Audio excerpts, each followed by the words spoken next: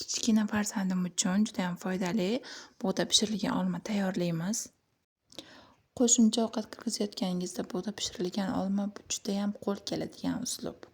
Olma bug'da pishganda o'zining xususiyatlarini yo'qotmaydi. Barcha vitaminlarni o'zida saqlab qoladi va bola uchun juda ham foydali hisoblanadi. Olmamizni mayda bo'laklarga bo'lib olamiz. Manti qozonni osti qismiga suv solib qaynatib olamiz. Suv qaynagach esa mana shunaqa temircha yoki bo'lmasam piyolani ustiga olmalarimizni terib 15-20 minutga qopqog'ini yopib qoldiramiz. Pishgandan so'ng esa yaxshilab ezib olamiz va farzandimiz uchun juda ham oddiy va vitaminlarni o'zida saqlab qolgan olmamiz ham tayyor.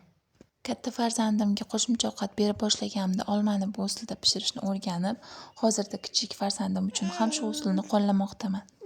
Yoqimli ishtaha!